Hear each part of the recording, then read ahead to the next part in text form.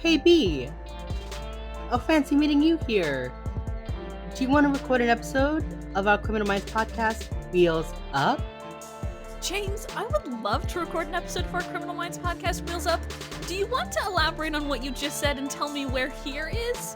Where in the rich fiction of the Wheels Up podcast universe have we met today? Because you said fancy meeting you here, and now I want to know where we are. We're in the sky, flying alongside the BAU jet. They said wheels up, and we said okay, and we leapt into the air, ready to ride along. I've done some great audio editing this episode, so you guys don't hear the wind that's just whipping past our microphones as we are traveling at Mach speeds in our regular human bodies. B worked some magic. We're sitting on that plane. You don't even hear the wind. It's beautiful. Can you hear the gull? The gull squawking beside us. Both of us are on one wing and we're yelling at each other across the entire plane. Yeah. That's this podcast. See, I'm sitting on one wing with my laptop and Zoom open, and you're on the other wing with your laptop and Zoom open and recording the podcast from either side of the plane.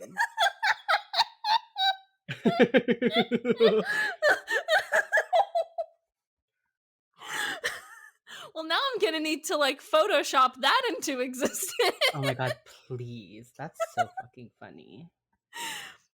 That'll be our Wheels Up merch. It'll be like a jet facing like the shirt, like the front of the jet, and you can see us with our headphones on either wing, like posing. And it just says wheels up, but the letters are block letters and they're blue with clouds in the letters, so it looks like the sky. You can't no like that when I'm just taking a drink. You can't do that to me. That's cruel. I figured it out. It's a sky blue shirt and the wheels up are bubble letters that are the clouds. Oh my god, James, you're a genius. I'm a genius. Now I'm gonna need to make that into existence. I can probably convince someone to draw that for us.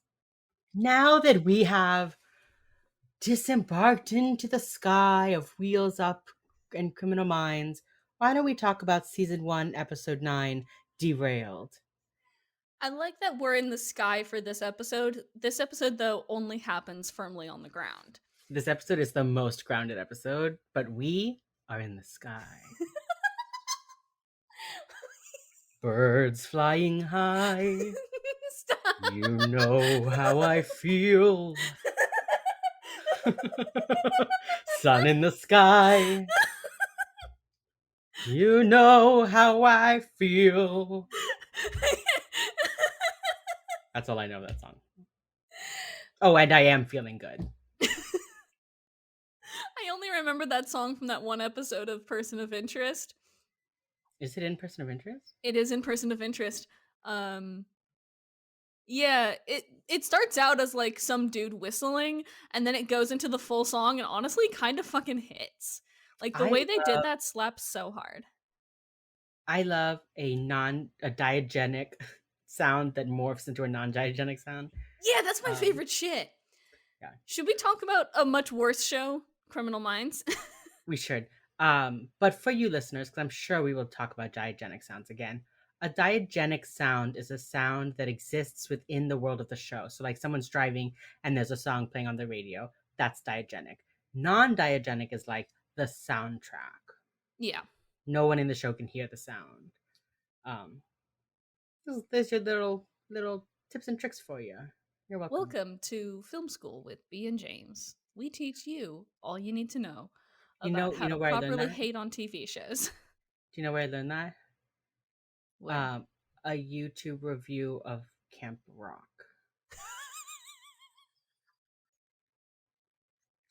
Woohoo! Birds flying high.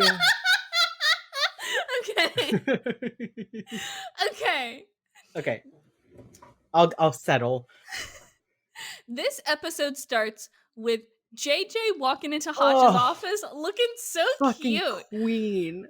I don't know what they did with her wardrobe. This episode looks like 3 different people decided on her wardrobe and none of them could decide, so It's like it's just one whatever. person, it's like one person was like, well, they're just a lesbian, right? So they put her in like a brown wool suit, wide collar, button down. And then one person was like, I mean, she's kind of like fancy, you know? And they gave her like tight princess curls. And then the other person said, I don't know, I think she's kind of basic, and gave her like powder blue shimmer shadow. The choices. There were many choices made, and all of them were bad, All but of she still them. works it. She still Oh, works it. she looks fly as hell, queen. She She's still also works very it. sassy this Damn. entire episode. So the first scene is literally just like JJ walking into Hotch's office, like, where's Elle? And Hotch is like, oh, she's going to Texas to do a custodial interview with William DeVries for the VICAP. And JJ's like, the child murderer? Elle is going by herself to question the child murderer? Like, Which I she's so love that they new. call him the child murderer because, not to make anybody depressed or anything, there's a lot of people who murder children. Like, now I want to know about this dude. I'm I know. expecting the episode to be about this guy and be like, what Yeah. did you do to earn the title of the child murderer? I just want to know The what that dude's whole deal child is, besides obviously murderer. murdering children. Yeah. And he's not even like a real person, so like why'd we have to specify? I don't know, whatever. Um and but JJ's like, she just joined the fucking team. And Hotch is like, Hotch very dramatically the show zooms in on Hotch's face and he goes, she'll be fine. Cut to train. And I gotta say, every time they cut to the train in this episode, Oh my it god. made me laugh. I know it's like the point of the episode is the train, right? The whole episode is called Derailed. Duh. Duh. But also, Yeah. So this episode on the DVD had audio commentary, so I do have some like behind the scenes notes. And it's a real train. They basically had like one little stretch of track and they would film it going to the end and then they would reverse it back to the beginning over and over again. That's what they did every single time. They spent 6 days filming on the train and it's a real train. So the only thing they could do to help them film was like move the seats around. They couldn't God, like that move sounds so walls. difficult, Yeah, actually. so it was so cramped. And they had lights outside the train, shining inward. And Yeah. apparently it was like so fucking hot in the train. Oh, Like yeah. you couldn't touch the windows were hot, too hot to touch Oh because of the my God. lights shining in.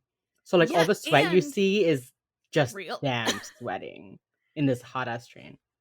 And yeah, the lights would get really hot, but also I imagine they were probably filming this in LA, right? Like they filmed it in So they California. Fillmore, California, yeah. Okay. So like So it's damn. already hot as hell. It's already going to be hot as fuck and then you add fucking tungsten lights that burn hotter Yeah, than the fucking sun. yeah. And then you And just have everybody is 6 so days. sweaty. Oh 6 my God. days on those like fucking pleather seats. Ugh. All the 6 actors and then the Poor film guy in his crew. suit. The one guy Yeah. was wearing a suit the whole time. That was the guy that was like dripping Yeah, sweat. now I understand why he was dripping Yeah. sweat. I thought he was Yeah. dripping sweat because he was going to murder his wife. But No, it was that apparently fucking he's hot. just dripping sweat because it's Yeah. hotter than hell there. And apparently there was like a portable fan, so like between takes they would like blow the fan, but again, windows were too hot to fucking touch. That's how hot it was in there. Oh God. Crazy. And there was only one way in and out of the train, which was that one exit. It's a fucking train. I feel so sorry for like the Everybody. camera operator there. Yeah. Oh yeah. So Like, apparently most of this episode was filmed on a handheld. that makes sense. Like basically all the scenes in the train were filmed on a handheld, and they said it was for movement, but it was also like because of how cramped it was. Yeah. Yeah, That and makes so like total they said, sense. it makes total sense. You get one guy in there with a steady Well, cam, you know. also at this point in the show, I want everybody to know that they were still recording Criminal Minds on 35 millimeter film, which takes up a lot of space because you have Yeah. big fucking racks of film on top of the camera, and then the cameras are large and boxy. They were using like a fucking Panaflex camera, which is like Yeah. 2 feet big. Like it's That's why like every time somebody is like hurrying down an aisle, they're like right up on the fucking camera because it's some guy with a camera on his shoulder scrambling backwards to not just get hit. shuffling back as quick as he can. Oh Yeah, man.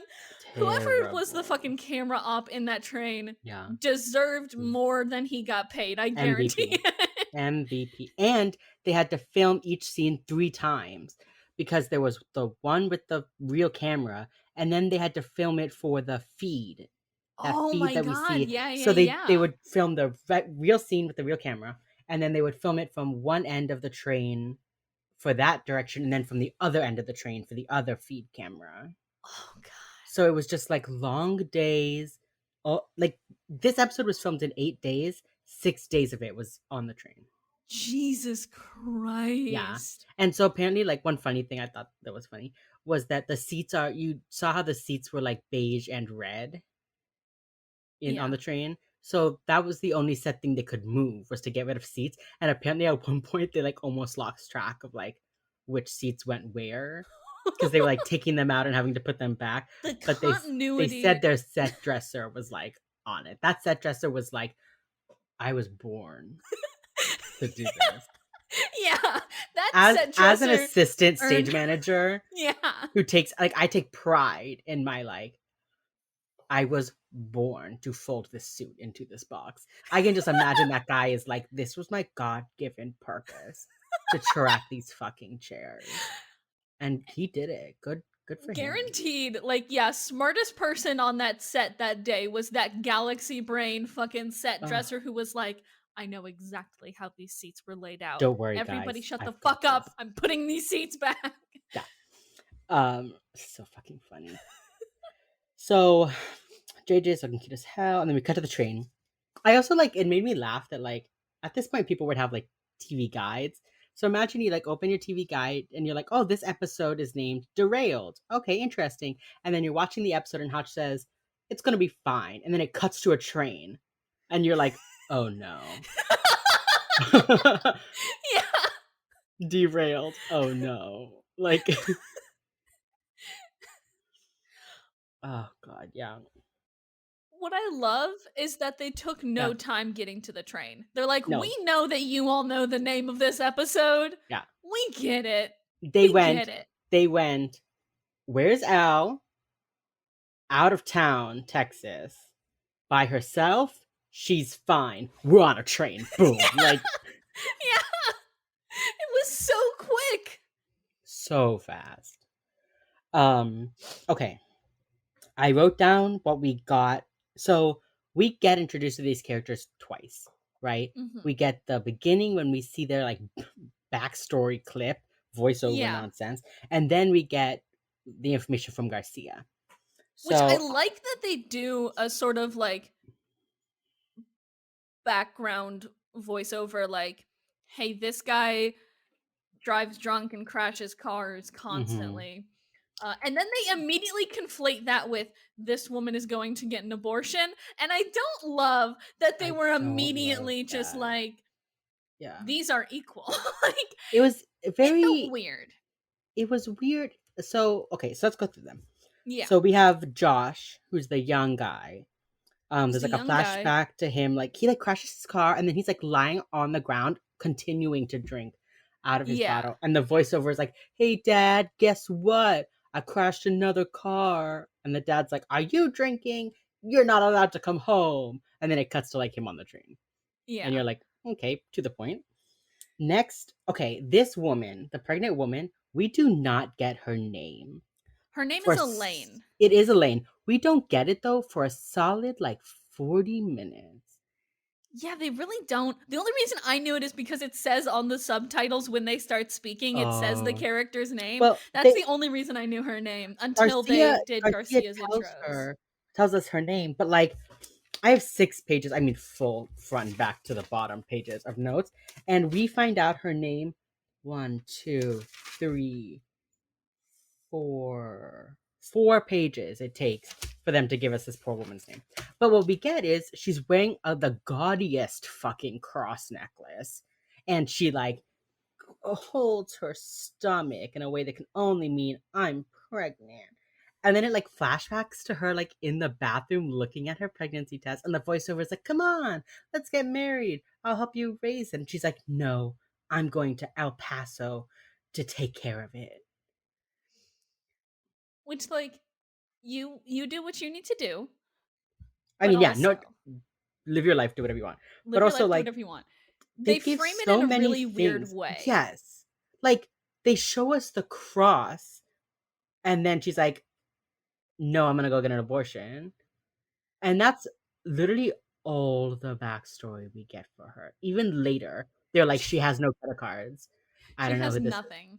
It's really, yeah, it's a really weird framing that they did there with her because Are we it supposed to think feels she's like in they're some sort of like trying to like, culty, like she's like escaping her religion to go like get an abortion, but then like if she was that religious, she wouldn't have had but unprotected also premarital it sex. they kind of say later when they do like a deeper dive into her, they're like, all we have is her driver's license. She has no credit cards, no passport, no nothing. So it Yeah. almost sounds like she's trying to like escape an abusive relationship almost, Yeah. which is where my brain goes, but they never examined that any further. They're like, we will leave this little thing here and then we Yeah. will walk away. Yeah. They chose like the most interesting way to tell us that this woman was pregnant. I think Like, nearly everybody on this train was so interesting, and then they just yeah. never go into any of them. Yeah. So in the audio commentary, they talk about how, they called this a hostage episode. They were like most crime shows have one. Yeah. And I they said that it was important to establish why we even cared about these characters right from the Hmm. start. And that's why they gave them these like backstories. Which I I really really like. which I really like, but I was like, now I want to just watch an episode of these people. Yeah. I want to see all of these people in like a buddy sitcom, Yeah. like unlikely roommates in a one bedroom apartment in New York. Jesus. Like, I want to watch them. Yeah, it was like so funny. James, I also want to say you have 6 pages of notes. I have 12 bullet points. Wow. I have 12. Well, you've got your nice thoughts, and I'm the one who lays out the episode. That's true. Listen, You you do do all, most of the you do work. the editing and the posting. I That's do true. the pre-production. You're post-production. I'm pre-production. That actually works because I just sit here, I just sit down, fucking drink my smoothie, watch the episode, and then Uh-huh. come in here like, what's I watched up? this episode twice, once without the audio commentary, and then once with it. Um, yeah, boyfriend proposed. She's going to El Paso for her abortion. Next is that very sweaty businessman This named Harold. unfortunately sweaty businessman. Oh, dripping wet with sweat. Now So that we, you've said that the set was just so hot, I'm like, okay, it makes sense why he's dripping sweat. But before, I thought this guy was just gonna like murder his wife or his ex so wife. here's the funniest thing about that. I think is that um I thought he was going to commit suicide when I first saw it. That was my assumption. Fair. Sweaty man with gun and tragic backstory. It can only go two ways. Yeah, because she was like, yeah, it was like literally like one or two ways it could go. Because his flashback is just him in his bedroom picking up the gun, and it's like, I'm leaving you, Harold. When you come back, I won't be here. Bye. Um, which is like, okay. Okay, cool, I guess. And then we see the gun, Chekhov's gun, in his We see briefcase. An Chekhov's actual gun. Chekhov's gun. We use Chekhov's something very often in Criminal Minds in this podcast because Criminal Minds uses at least one an episode. I don't know if we ever explained it. Let me explain what that is, basically. Yeah. So Chekhov is a playwright, a Russian playwright. He wrote The Seagull. He wrote The Cherry Orchard. He wrote um, what's the one with the sisters? What's the one with Russian plays are unfortunately not my specialty. I focus on bad action movies from the 90s. That's fair. I can't believe me with my master's degree in theater can't fucking remember the name of that Chekhov play. It's really good. You honestly though, you should. There's a filmed version where they basically just like they film like a rehearsal of it. Oh, really? It's very good. It's got the actress who plays Erica Hahn in it. and other famous people, but she's the only one that I actually remember. Because I do stand Erica Hahn. I will fight you about Erica Hahn. She's deserved better. Anyway, um, famous Russian playwright. He had a rule, and what it basically boils down to is don't put something on stage that does not need to be on stage. And the reason Chekhov's gun is a thing is because it was basically like don't put a gun on stage unless that gun is going to be used. So like if you're doing set dressing, don't put a big shotgun over your fireplace and to just have it be decoration. If there's a gun on stage, you have to shoot it by the third act essentially. And It's a good sort of like all around like expectations rule of because like right, if you if you show me a gun on stage, I'm gonna expect somebody to get shot at some point. Or right. like if you make a big deal about your fancy alarm clock, I'm gonna expect the fancy alarm clock to play in later. But it does Chekhov's gun has sort of like yes, it's a stage dressing principle, sort of first and foremost, but it's Mhm. really evolved into this like rule of like if it's like in James Bond when he gets all of his fun gadgets at the beginning, you know he's going to use every single gadget because that's just the expectation that they set for you when they do that sequence that Yeah. involves Q telling James what all of his weapons are, right? So Yeah. like it's stage dressing first, but it's also very much about expectations and about managing expectations Yeah. within a piece of media, which is how I think we use it a lot. Yeah. A really clear, I think, um, example of this is the movie Stardust. You know, Neil Gaiman like made the movie Stardust. Yeah, The I girl is think like a so. I've never star, she seen it, falls but to yeah. earth. Oh, it's really good. So in the beginning, he ends up getting like a container of lightning. And they Sure, make this sounds big about thing. par for the course for a Neil Gaiman Yeah. for a Neil It Gaiman joint, yeah. basically there's like a boat in space and it like collects lightning. That's like what's the whole thing. And he's the guy Fucking saves sick. it, so they give him some lightning. And he carries this thing on his back the entire show. And like almost to the point where you like forget it's there. And then right at the end of the movie, when he has nothing left to fight Michelle Pfeiffer with, he goes, "Wait a minute," and he pulls out the lightning and there it is, the Yeah, last tool.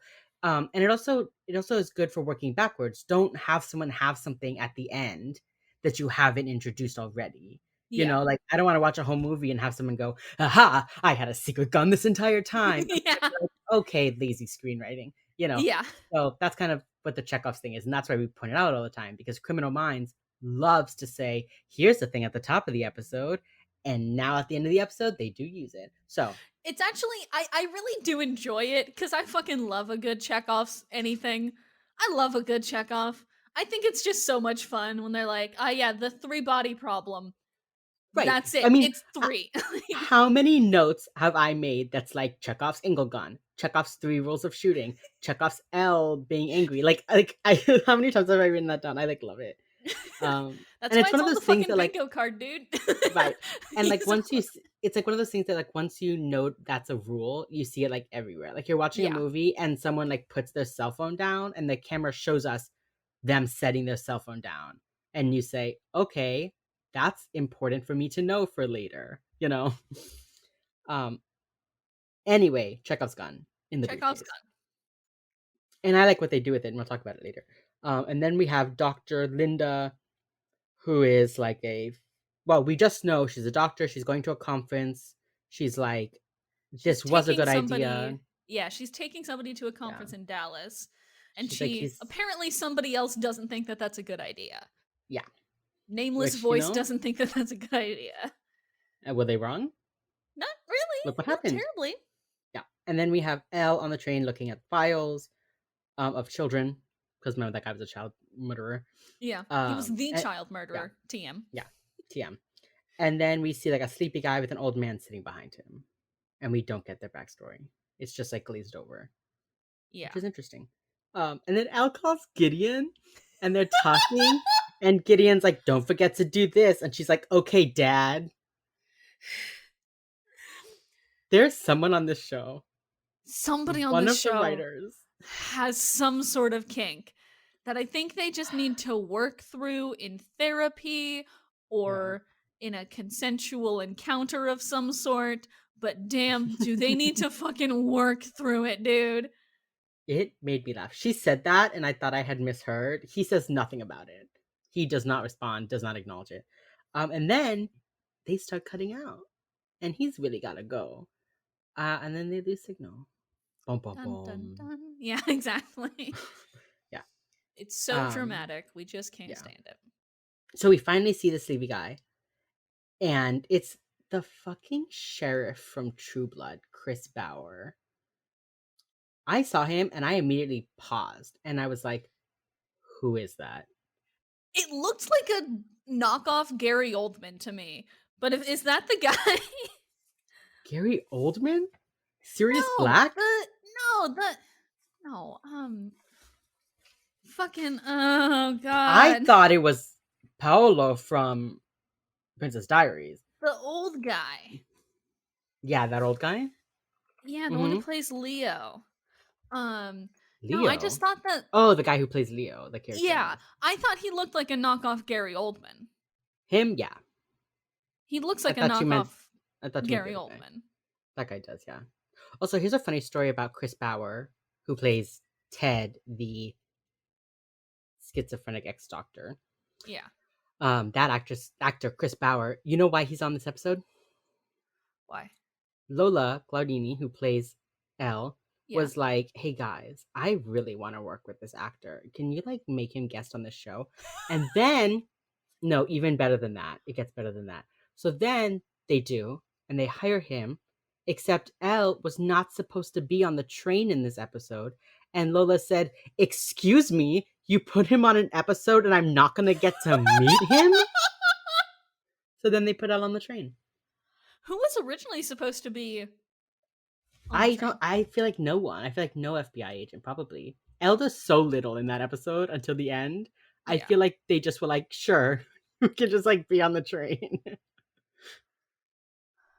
Wow. Yeah. What? She was like, first she was like, please hire him, and then she was like, okay, so you hired him, but not in an episode where I can work with him. Like, guys. And then they did it. Good for her, though. Honestly, yeah, Queen speaking up for what you want. Love that for you. Queen. So, Ted is paranoid. Mm-hmm. And the older guy is like, Elle goes to read her files, and she holds them up vertically so the guy can read Federal Bureau of Investigation. I was like, there has never been a person on a train who's like, I will read fully sitting up, back straight, files open in front of my face. Oh, God. Also, like, okay. Everything looks like it is about to fall out of the folder that she has it in if she holds it up. Because she's holding it up right. Yeah, exactly. It's a folder. It's just so funny. So funny. The train stops, the guard comes in and is like, don't worry, everything's fine. And he like sees, and she's like, what's going on? He sees the folder, he kneels down, and he's like, someone jumped in front of the train, we gotta wait here, like, unfortunately we have a procedure for this. And then Ted straight up just like grabs the guy's gun and shoot him, and like shoots him. So the knockoff Gary Oldman, Leo, who was sitting behind Ted, is like whispering in his ear, like, they're on to you, they're gonna get you. It's not a coincidence that this FBI agent is on the train, whatever, yada yada yada, right? Yeah. So he grabs the gun and shoots the guard, and then steals Elle's gun as well. Fucking punches her in the face. He just clocks her in the cheek and takes her gun. And then he has two guns. Now he's Johnny Two Guns. Johnny Two Guns. What is that? That's what I call every character who has two guns, because I think that would be a fun name for a character who has two guns. I just think Johnny Two Guns is fun. Except this guy, he's Teddy Two Guns. Teddy Two Guns is good. That's the name of the episode. Let me write that down. Guns. Yeah, make a note. I just kind of write that shit down. Write that shit down. Did you just move your papers to do ASMR? Yeah. While I just like scrunched my papers up. I wanted to do the thing where you like tap on a notebook and you're like, write that down. And I was like, that's not audible to my microphone, so I had to scrunch. Notebook around me. Yeah, I know. Yeah. I wrote terrible green screen. Where But did they nothing green in this screen? episode is green screen. I think it's just all the weird lighting shit they had to do. Yeah, because Criminal Minds, don't get me wrong, does have terrible green They screen. love a terrible green screen. They love a shitty green screen. But I think this episode they did okay because everything was real. Okay, so we go back to the BAU. We go back to the BAU. And so I really liked, other than how amazing she looked, I liked JJ's role in this episode. She was the one just giving them all of the info. Yeah. Here's where the cops are. Here's what's happening. Here's why we're involved. And I really liked that she was um the narrative, like the exposition device. I like that a lot. That's what JJ should be used for. Yeah, and I think they kind of figure it out from here on out a little bit. They kind Mhm. of figure it out a little bit more. They just didn't figure it out early in the early No. enough. But she does, I think she really shines when she's the one who gets to give them all the info. When she gets to Yeah. be the quest giver of this video game. The Like she quest really giver. does. I mean, that's what she fucking does if No, you you're think about it. 100% correct. No, you're totally Like correct. that's JJ's got the just question mark over her head.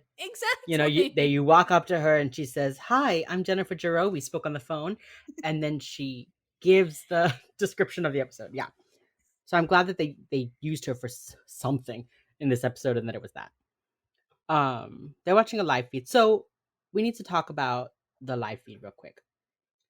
It's Um, interesting. yeah, there's a couple of things about it that I noticed. One is that sometimes it's like stop motion, as if every like couple of seconds the image updates, and Mhm. then sometimes it's fully live, and then there's no indication they can hear anything until Reed is in the train. And I don't know if Reed is mic'd or if it's supposed to be from the live feed, because it isn't until Reed gets in there that the people outside the train react to what's being said. Well, So that was unclear to me. I don't think they kind of set it up as like a this is just video only. You can't hear anything. Yeah. But any like reaction that they have is I think incidental to how. Well, no, because when Reed is talking, Gideon keeps saying like, "Stop pushing him, Reed. Don't push him, Reed." To like what Reed is saying. But So I wonder if I Reed think was just that's like more Mike. of like a Gideon just knows that Reed is Oh, like body. continuing to talk kind of thing. Yeah, I think it's because they can read Reed's body language Hmm. better than they can read anybody else's because they know him. That's their coworker, right? Yeah. Um because they do kind of interact with it more once Reed gets on the train. It would also make sense if he was wired, but I don't they didn't mention that, so I don't think he is. But Yeah. I So think sure, it's more they of a must have just been case. reading him. Yeah, I think it's just a case of like they actually understood his body language more than anybody else's. That makes sense. So they also never explain why they have a video feed on this random train in Texas. Do all trains just have like security camera video feeds? They fucking must. Or Because like but this something. like they don't usually when they show security footage on shows, they always have something that signifies that this is security footage, right? They have the little Yeah. fucking time code in one corner and then like the date or whatever in the other. But this one it's just like a regular video. It's just a regular video, you guys. Yeah. Like what is up with that? Did they And remove it's the at both overlay ends, just for the FBI? at both ends of the train. So they get two views. So it's like, does every single train car on every single train have two views of the inside at all times live? Who's Or watching is that? or is this just Like, a more secure train? Because I feel like most trains don't have armed guards that walk up and down them. I mean, it had one security. Like, there's every train's got to have like a security person on one Yeah, but I security feel like person they on don't it. usually have guns, do they? Are I we in the mean, Wild in West still? Texas, In Texas. Okay, fair, fair. they're in Texas on the way between like El Paso and Dallas. Like, Yeah, okay. Fair. we are Actually, in the no, now wild, that you wild mention west. it, fair. In Like, the are they like dealing with train robbers? Are they dealing with yeah, maybe. like dealing Oh with my god, horses speeding past them yeah, with bandits on their back? Like what? so interesting. So I'm gonna mention it now, even though I didn't notice it until later. They do a thing in this episode where, when they're on the train, you can see Leo, the hallucination. but he's not on the video feed. Yeah. And I didn't notice that until one particular shot that was like he was standing right behind Ted, and then Mhm. it cuts to the video feed and he wasn't there, and I was like, "Oh yeah, he wouldn't be, would he?" And I Yeah. thought I liked that. It's And really they talked nice. about that on the audio commentary. It's a really, like, clever. Yeah. It's clever. I like it. Yeah. So, okay. They Na also, though, I the do wanna say before we go any further, they Mhm. do use some really bad language to describe Ted. I was just about to say it's Okay. time to dive into the problematic representation Yeah. of Ted. So trigger warning here, just like in general, because like this is just bad language that we have Yeah, evolved past using. But again, this yeah, was yeah. 2005, so So, just wanted to say that up here's top. yeah. So here's the thing. They call him psychotic a lot, And they which call I him a psychotic. Like that's the only thing that yeah. he is. They wrote down a psychotic with 2 guns, and I don't Bad. like that. It's bad. It's bad. Like, I feel like you can have a psychotic episode, but even now, we don't call them psychotic episodes. You know, It's I don't think that's right anymore. You wouldn't say, "Oh, he had a psychotic break," you know, would it's you? definitely not. I don't think that's the medical term anymore. And even if it is, still sounds fucking gross. What I hate is that they don't call him like a man with psychosis or a man with schizophrenia or a man with blank. They Mhm. just call him a psychotic, Yeah, which sucks so and bad. and everyone does. It's pretty Everyone constant for a does. while here. And then once they Yeah. know his name, they get a little bit better. Once they figure out he's a doctor, they're Then like, it "Oh, matters, you know? doctor. Yeah, Yeah. Dr. Ted." Like, no, shut the fuck up. You spent a good first part of this episode just Yeah. reducing this man to a psychotic, but With 2 okay. guns. Teddy 2 guns. Yeah, I just didn't like that. Like, It felt well, once gross. again, Derek did the thing where he was like, "Why is this our case?" Like, "Hey, Derek, what do you think your That's job is?" Like, at some point, you've just gotta be like, "I'm not the one choosing the cases. If this case is being presented to me, there must be a reason, Derek." Like, Derek, no this one's is just like the like, second or third time he's done this I don't too. understand it. I get that it's supposed to be like the um opening for people to explain the case, but why not just be like, so what are we dealing with?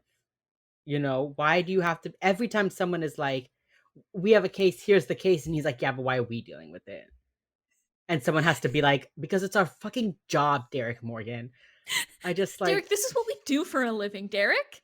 Hey, Derek. he had some good moments that we'll talk about later in the episode, but they're still trying to make him like the The dick. skeptic. Yeah, and it's not working because Derek is a good guy. He's So every very time he lovable. says it's so lovable, so kind, and we see it later on. But they keep trying to make him a dick, but every time he says something dickish, I'm like, "Ew, Derek, why are you being like Ew, this, Derek? You're better stop. than this." Like, Like we're Derek, the you're better. parent of like a disheveled teenager. Like you're better than this. I know you are. Derek Morgan would never disrespect JJ like that. He Derek literally Morgan, like all he like, does this early season is just like poke holes at everybody else. All yeah. he does is like doubt other people this first like season. Derek is like, y'all are nerds for having this job while not realizing he too has this job. Like, that's Derek Morgan in this season. He's like, if you have to be crazy to do this job, you guys are fucking losers. And I just want someone to be like, you are also You are also employed here, here. Derek, right? You know that, Yeah, right? that's what it really like feels like. Like, he just doesn't like, he thinks he's like better than them or like cooler than them. Um, which I mean, he is, He but is. no He's need to be buff, like so he's that about cooler it. than them. That's okay. Yeah, I can't wait until they drop that. By the time Emily shows up, they like drop that. Yeah, But because you know Emily Prentice would have been like, "This is also your job, dumbass." Emily Like, Francis, if Derek was like, why do we have this case? Emily would be like, Derek, shut the fuck up. Go ahead, JJ. Like, like, why do we have this case? Well, because JJ gave it to because us. JJ said we're That's doing her it. job, Derek. Hey, Derek, that's her job. Oh my god, I love that. I love that. Derek is like, so why is this case our problem? And Emily's just like, because JJ fucking said it is, Derek. Like, Literally.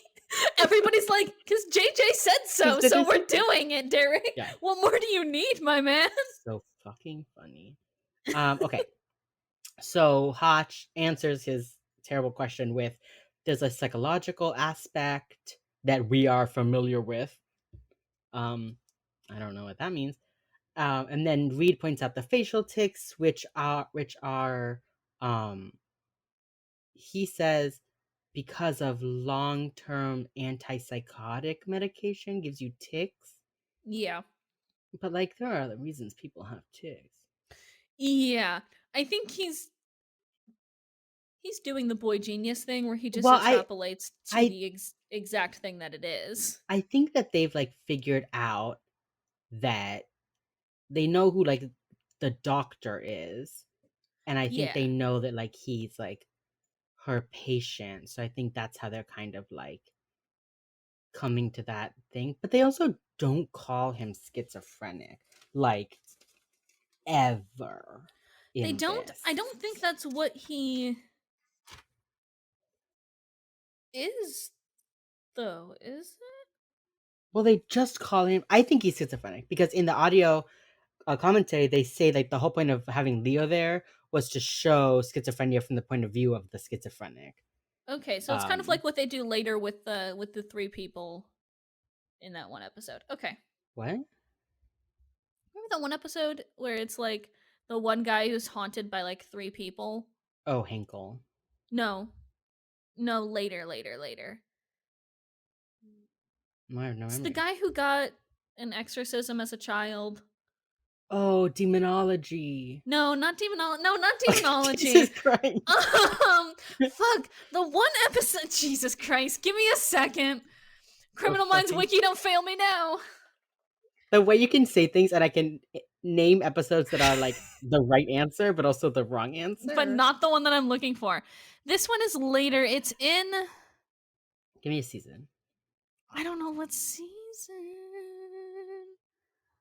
It's the. You're seeing it real time, folks. That real time production work. We're looking it up. We're figuring it out. We will name episodes With friends like these in season 6. Season 6. It's the one where they think it's violence committed by a gang, but it's one guy who went off his schizophrenic medication and has like 3 delusions with him. Oh. And he. Come on, you don't remember this episode? No, I'll be honest, you don't. It's fine. Sorry, it's just the one I think of because like it's. But so this is something Criminal Minds does. This is something Criminal Minds does often. When you see one of the people, you will realize. You will remember the episode. It's very confident in you. Oh. Yeah. Yeah. I do. Yeah, exactly. Yeah. Exactly. Thank you, Criminal Minds Wiki. Yeah, it's this one. He was like bullied. Yeah. And they're being bullies now. Yeah, he like got a he like got an exorcism at a young age and these people were there or something, and so whatever. Sorry. Well, this is something Criminal Minds does again later, at least once a season or so. Like, at least once a season. They're like, what if we just did like ghosts? What if we did ghosts?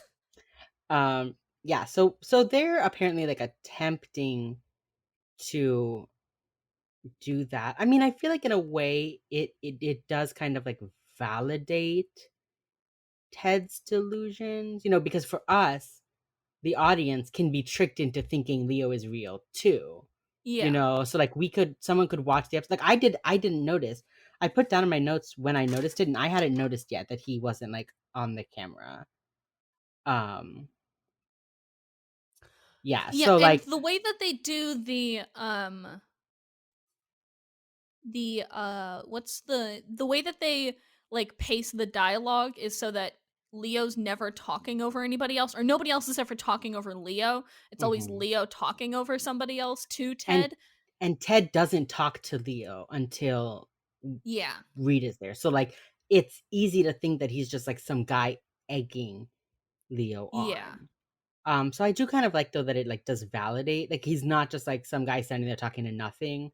Like we can see that he does have a reason. Like I know Leo is fake, but like there is something egging him on, making the paranoia worse.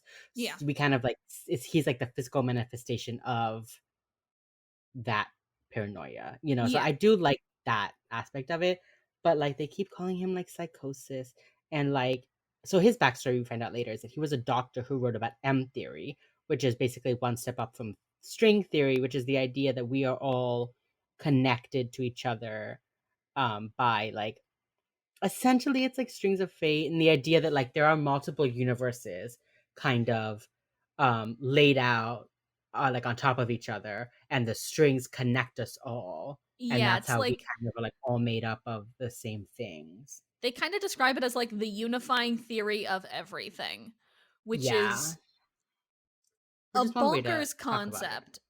Yeah, but like think about it as like when people talk about like the red string of fate Yeah. that like ties you to your soulmate. Like it's that kind of like idea, but it's for like absolutely everything. And then Which is M bonkers, yeah. yeah. And then M theory is essentially the math that you would use to prove it, to demonstrate that it's real. Very I'll be theoretical. honest with you, James. I got a C in college algebra, and that was good enough for me. Oh my god. So here's the thing. I'm not a math person at all, but I got very into metaphysics, like The Secret, like that kind of shit. Okay, let me rephrase that. My mother got very into The Secret, metaphysics, all that nonsense, and forced me to attend the classes she took in the evenings once a week. So I know a lot about that fucking shit. And string theory is essentially like, ooh, the dimensions and the universes, and sometimes time moves faster or slower, and the energy you put out is the energy like you manifest the world around you, etc., etc., etc. But like it's math, so it's not dumb. That's string theory. So it goes so smart that it kind of circles back around to stupid, but in a smart way.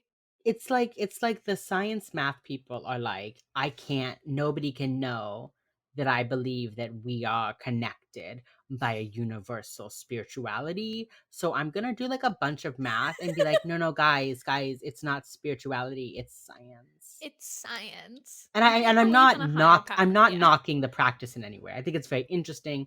Imagine proving that. Like, wow. I'm knocking the like holier than I fucking Yeah. red pillars who think that they're so much better than everybody else.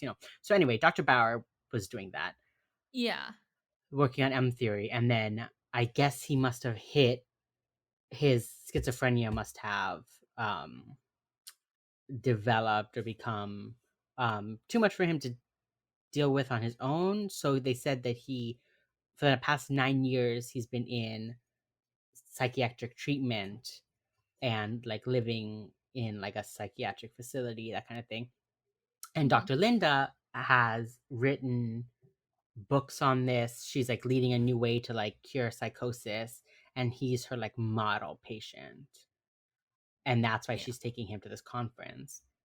But they never like quite say what triggered him. I think Yeah, it's or just like what the like if change. he's the model patient. Yeah, what happened? Cuz obviously she Yeah. was secure enough in him to take him to a big conference to speak. Like that's Yeah. a big thing in the medical world, right?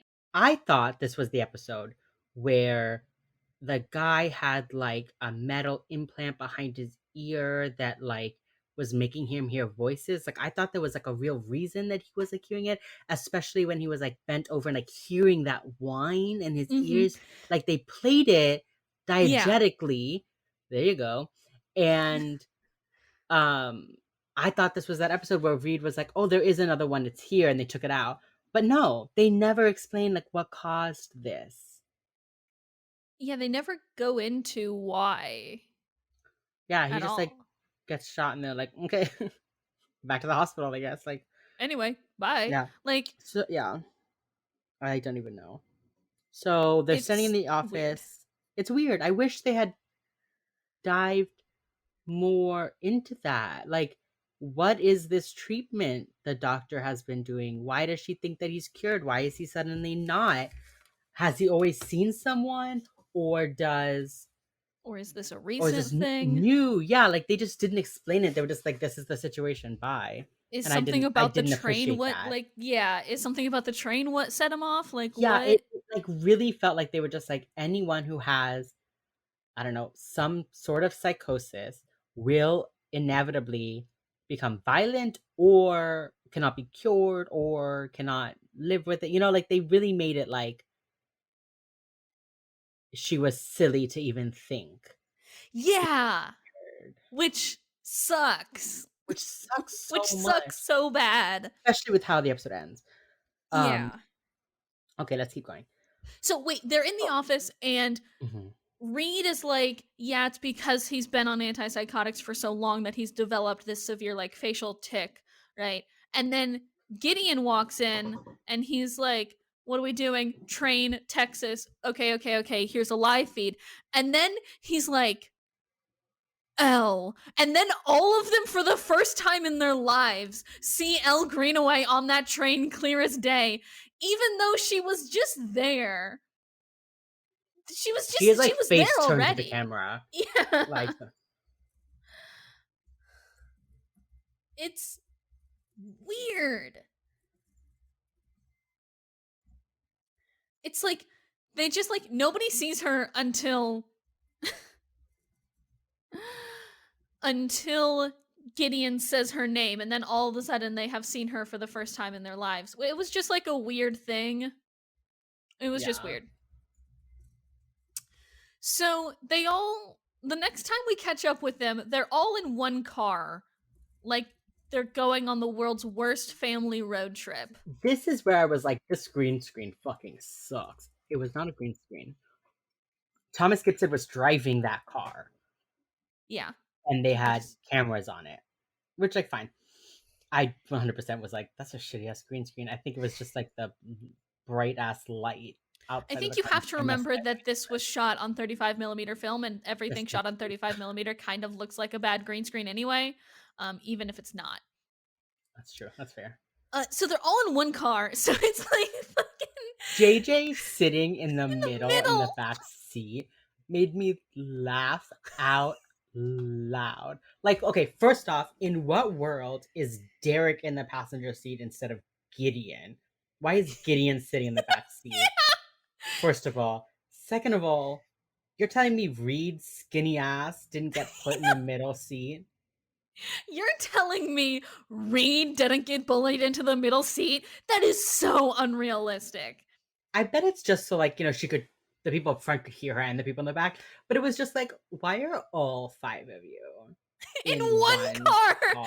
They hardly ever do this. They always split it up into like 2 and They 3 or like 3 and never 3. do this.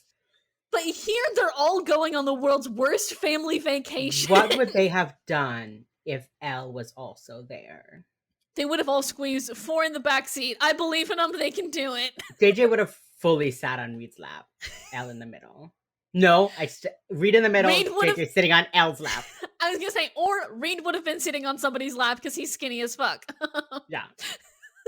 Oh, Like- God. JJ in the middle, Reed sitting on Elle's lap. No, JJ in the middle, Reed on Gideon's lap. That's the one. That's That's the one. ticket right That's there. it. God. Woo. Anyway, they're all in the car. We learned that Teddy Boy won't negotiate. They tried, it didn't work. He will only speak to the higher authority. And he gave them a 3-hour timeline, and it's been 2.5 hours. Can we talk How about long the of a fact? flight is it from fucking DC to Texas? What's up? Can we talk about the fact that Gideon is like, when we get here, like, turn on the fucking sirens, honk the horn. When we get there, get as close as you can to the barricade, and then we all sit there. Everything they do is a carefully constructed performance, and I love that they do this as, like, we're gonna show him who's boss by not exiting the car right away. And then when they do, Gideon is like, "Don't look at the train. Ignore him. Look, don't look at him." The higher authority is not concerned about the loss of a few civilians. Don't even look at the train. So fucking. What a fucking buck wild thing that they do. Because they do this pretty often where they're like, we're gonna act this way. It's the same just thing. fucking bonkers. It's the same thing as when Gideon was like answering the phone call in Broken Mirror, and was just like, "Ignore, ignore. Hello, goodbye, ignore." Like it was just like, Yeah. Gideon, one day that's not gonna work for you. It's just Yeah. so fucking funny that they're just like theater kids with guns. They're just Hotch literally met Haley in a performance of Pirates of Penzance in high school. They're just theater kids with guns. Just theater kids with I'm guns. sorry to have to be the one to tell y'all this, but so they're funny. just theater kids with guns. Yes. So lights sirens on, they gotta be the authority. JJ giving the report as she should. As she do. Yeah. And then Dr. Linda, back on the train, is trying to calm him down. And Elle's like, "What do you usually do when he's like this?" And Dr. Linda says he's never had severe episodes. He's never been violent. He's like a perfect example of like relieving psychosis. And that's when Josh is like, him. Josh in this episode exists to be I a hate him. problem. He literally exists to be a problem. There's like, no need for him to be a problem like this. Yeah, there's no reason for it. I love it when characters exist to be problems when there's a reason for them to be problems. Yes. But this guy's just being a problem for the sake of being a problem. For the sake of the fact that he's drunk and this is the excuse that they're using for him. Fuck Josh. But this he episode, also fuck wasn't Josh. like, he wasn't like acting drunk. He But was he just was like drinking. They show him drinking once, and then Gideon is like, "Well, that guy's drinking." But like he doesn't act, he's not like acting drunk. He's just like aggressive. Yeah. I would rather he have been like a belligerent drunk instead of the whole thing where he's like, "Yeah, the government does listen to us."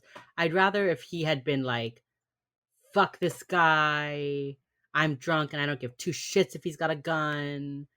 Yeah. You know? Like it's so weird. I just don't it just doesn't sit right with my soul, you know? It doesn't sit right with me. With my soul. It does not sit right with me. Deep in my soul. Yeah. And then the pregnant woman, Elaine, fully vomits. And then everyone in the train realizes doesn't wipe her mouth or anything. No, it's a very clean vomit. You know how women vomit all clean. You know how women do everything cleanly? Little delicate vomit. It's a little delicate woman vomit. You know what I realized a while ago, and now it makes me cringe? Women only vomit on television when they're pregnant. Yeah. It's like if a woman vomits on camera, you're like, "Oh, she's pregnant." And I hate that. Yeah. Like there can be other ways to tell us. Or let women just kind of throw up because they're sick or something, you know? Let women throw up for non-baby reasons. In 2021, we are manifesting it. 2021, only food poisoning vomits. They are only allowed to vomit if they are feeling extremely unwell for non-baby related reasons. Everything else, y'all can suck it. Imagine a movie that's like a hostage situation and like the woman keeps like throwing up and she's like clutching her stomach and she keeps being like, "I don't want to talk about it. It's not a big deal." So you like think she's pregnant and she's the only one who survives because like everyone thought she was pregnant. But in reality, she's like, she's just a stress throw upper. Yeah, she's just like, stressed. Just like stressed, just sick. But she like survives purely because they're like, "Save the baby." And she keeps being like, "What baby?" And they're like, "You don't have to deny it." And she's like, "Guys, what baby? I'm a lesbian. What are you talking about?" Like the end of the movie is her getting picked up by her wife, and she's like, everybody thought I was pregnant. Like that's weird, she's right? Like, do you think I look bloated? Like I am off my period. I just like you know how I throw up when I get nervous and for no other reason ever? Oh, the irony is like she has like really bad like PMDD and throws up when she's close to her period. So her vomiting is actually being like, "I'm about to get my period," but everyone thinks she's pregnant. And every time she tries to tell them no, they're like, "How long has it been since you've had a period?" And she's like, "I mean, a while. That's why I'm vomiting." And they're like, "Yeah, because you're pregnant." Like This is unnecessary. This is very This is funny. all getting cut out of the podcast, by the Good. way. This little fun side trick. Okay. The pregnant woman vomits. Oops, I wrote. Linda tries to talk to Oops. her or talk to him. It doesn't work. The business guy. Okay, this is where we get our first reminder of Chekhov's gun. Yeah. And I think this is a very good idea. So he like opens the briefcase and he's like just enough for his hand to get in there, sliding in, and everyone is like, do you have a gun? Are you kidding me? Are you kidding me, dude? And then he pulls out a Bible. Elle's And just like, so don't be stupid. And then he yeah, pulls out a a Bible. Bible. And He's then like, Josh goes, what are you gonna do? Throw it at him? It's just like so let funny. the man have his fucking Bible. He ain't bothering you none. Listen, that man Fuck, thinks he's Josh. close to dying. Let him read his fucking Bible. Chill out, dude. He's also so sweaty, he probably couldn't even get a good grip on it to throw it if he tried. Every page, you know how Bible pages are so thin? Every time he Yeah. touches one, it just dissolves between his sweaty, sweaty fingers. He pulls out his Bible. Oh, I was gonna say, I think this was really clever because I thought this was them like subverting the Chekhov's gun. Like I thought this was the moment where like instead he pulls out the Bible and you're like, oh, okay, he's not gonna use that gun. And then he ended up does. And then but when he does, it felt like a surprise to me. Yeah, I like Because totally forgot about it because they were like, yeah, he also had a Bible in the briefcase. You right. fucking fucks. You thought we were just gonna check off you real early. And then you completely forget that he has a Yeah, I thought that was such a great way of being at the beginning, be like, he has a gun, he's going into the situation with a gun, and then he chooses like his Bible, which he never reads. I think that's just to be like, see, audience, he's choosing his Bible and not the gun. But then later he's he does shoot the man. And yeah. He's you're like like, whoa, whoa, whoa, whoa. he's choosing to use the Bible, the path of the path of not raising the hand against the man who hits you. And then he shoots him later, and And you're then like, he does well, indeed. He shoots him and he's like, I had to. And everyone's like, yeah, I mean, yeah. they're all Uh like, yeah, I guess. I guess. Sure. If you really have to, I guess. I mean, like, sure, Um man. So anyway, he pulls out the Bible. Josh is drinking. So this is when the BAU gets out of the car. We are so early in this episode still, and we have been recording for an hour and 20 minutes. We need to. We just Well, step it up also, like, once we get here, though, it's pretty, like, pretty quick. yeah, it's a pretty quick one. Yeah, so the BAU get out of the car, they ignore it. Reed mentions like another serial killer, and we've seen him do this like every single episode now. He will mention another similar case. And I think they're trying to like add legitimacy to the show by being like, see, here's a real life case where something like this happened. Yeah. And then every time they're like, shut the fuck up, Reed. Except this time it was very funny because he like mentions it. Just kind of dying slowly. That's fair. So they mention it, and Reed the sheriff is like, oh yeah, I saw the movie. And Reed's like, nah, the movie wasn't really accurate. And Derek goes, okay, I don't think a movie reviewer is gonna solve the case. Come on. And Reed's like, yeah, okay. It was just Which like a is like very fun. funny, like, Yeah. yeah. It's more fun than the other times they've just told them to shut the fuck up. I know they can be very rude to him, but like in these early seasons, it's like a Reed, not now, later. Like Reed, we'll let you info dump when we're in the car again back home. yeah. Ted has no demands beyond the higher authority. That's like all he fucking wants. And then there's one point where like it shows his point of view looking around the train, and they put this weird like lens on it where like he has no like peripheral vision, and I was just like, Yeah, it's a weird, like, fish-eyed kind of. It's weird. I think it's to show that he's very like hyper focused, like he's only seeing things that are directly in front of him. But it Yeah. felt very like, look at the psychotic man. Like, Yeah. yeah, I didn't like that at all. And Gideon is saying like, we have to play to his delusions, act like we have secrets, that his paranoia is legit, because like he's gonna play the um higher authority, 'cause of course he is. Yeah. um Of course, the white man is the higher mhm, authority. yeah. So then um he grabs the pregnant woman, and Elle is like, take me instead, take me instead. We see she's handcuffed. But then Ted grabs the pregnant woman, and Josh like stands up like he's gonna try and do something, but Ted just fucking punches him. Yeah, a lot of time. This episode is a lot of like Josh standing up and then everybody being like, "Shut the fuck up, Josh, sit down," and Yeah, then like Josh sitting down again. Like that's it. yeah. That's Um, just his purpose this episode. just to To be stand up obnoxious. and then get punched to sit back down again. Yeah. So then, the pregnant woman calls, and Ted is like, "Don't use any codes," and she's like, "What?" So Gideon answers, and Ted's like whisper. Ted is like whispering in her ear, like, "Who is it?" So that she can be like, "Who is this?" It's such a dumb game of telephone that they play there. Yeah. So Gideon's like being all like mysterious. We can see that Ted has a gun on the woman, and I also wrote a little note to the side that says, "Why is the negotiator wearing a bolo tie?" They're in Texas, baby. He's literally wearing one of those Texas ties, and it like showed his face and the silver shiny buckle of his bolo tie, and I literally was like, "Wow!" We're in Texas, yeehaw, baby. Like you really wanted to remind us we were in Texas, so you gave him a fucking bolo He also tie. has like one of those like mustaches that kind of like Yes, curls up. It's a very yes, like yeehaw, like a professional yeehaw. He's a yeah. professional yeehaw man. He is a professional yeehaw man, He's a but he's professional like yeehaw man. he's like the FBI hostage negotiator For yeah, the Dallas area. Yeah. for the Dodge area, and he's got his fucking bolo tie and mustache, and he's like, I tried talking to him, but he don't got any demands. Can you do the rest of the episode in your Texas accent, please? I would greatly appreciate it if you would do the whole thing in your Texas accent. I think our listeners would really enjoy that. I think our listeners would really enjoy that. I think they would actually really hate my fucking guts for that, but that's okay because I do this for fun. Y'all can hate on my accent all you'd like. That's okay with me. Y'all don't gotta listen. Okay, we should stop before we actually do drive people away from this podcast.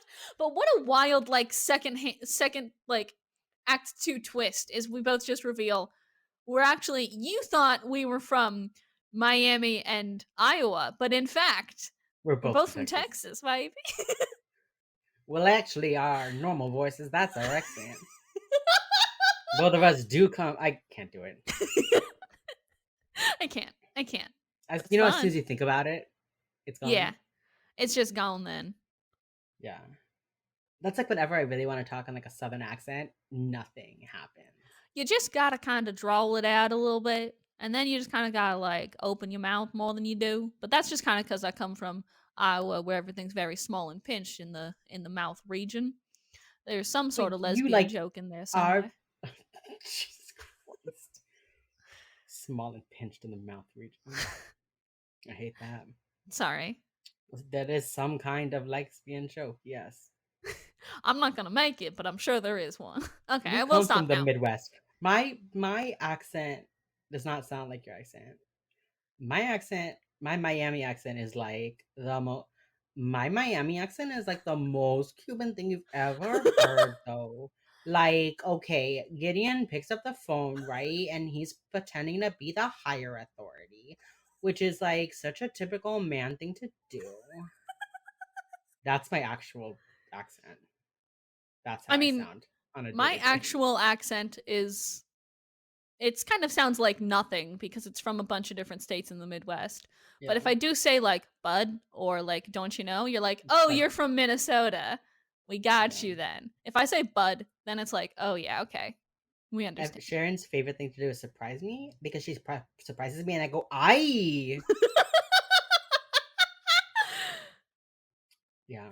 I don't often sound Hispanic, but when it comes out, it comes out. Bueno. Okay. Anyway, Gideon calls. He's pretending to be the higher authority, and he's like, "We have to make him." Like he has to ask, get the woman off the phone. Let me talk to Teddy Boy. So Gideon threatens him, and Ted is like, "Fine, I'll give you another hour. I want it removed. You have another hour." mhm. And then we get like a reassessment of everyone's mental state. Harold, the sweaty guy, is convinced he's gonna die. Dr. Linda's like sympathetic. Josh is like buying into the conspiracy theory. And then Josh starts like antagonizing him. Like Josh is like, I'm on your side. I believe you. The government is listening. Like, yes, dude, you're so right. But he manages to say it in like the snobbiest, rudest way possible. So the guy is like, are you fucking making fun of me? Like, Teddy boy. Poor Teddy boy. He just Yeah. wants a nap. Um,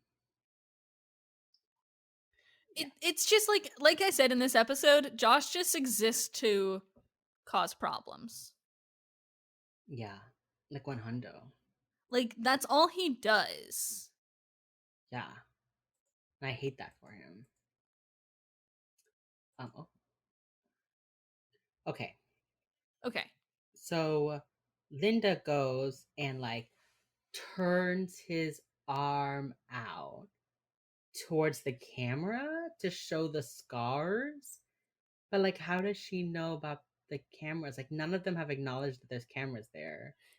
She does it like she's trying to like make sure he's okay and that he hasn't got a cut or anything, but they Yeah. just so happen to frame it in the Yeah, just like it just picture so happens perfect that she's way. like, whoop, look at that. Look at the fucking like hate that.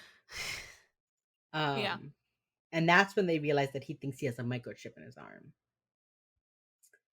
And it's terrible. So Garcia calls back. And she's like, this guy's Harold. That's all the information we get on him right away. Then it's like Josh. Or no, they don't even say. Then there's like the young kid is a college dropout. Don't even give him a name. The pregnant woman is Elaine.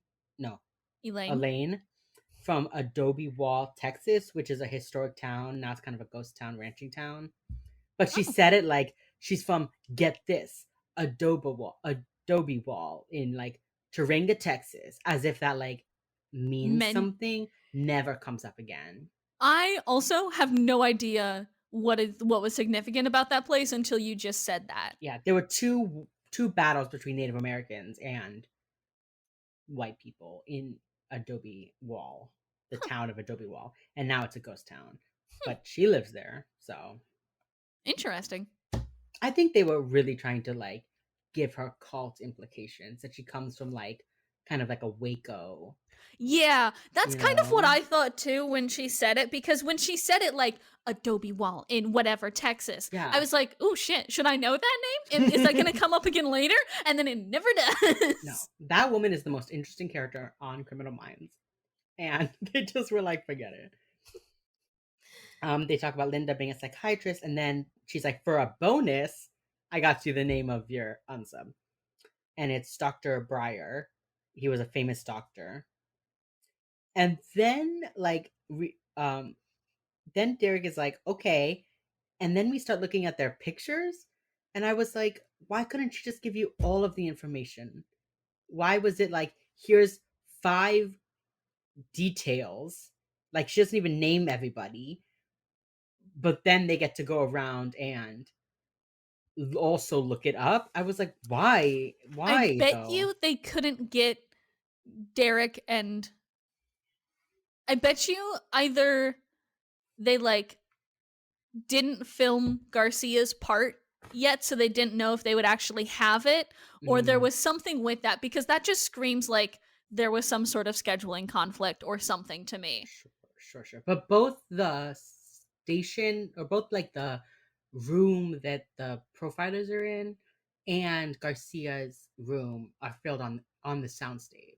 Yeah, So I feel like there was some sort of like scheduling conflict that they had to work around, so they were yeah, like, well, let's just, instead of giving the 2 facts that we have about everyone yeah. right now, We'll give let's you split one. it up. Yeah, Yeah, exactly.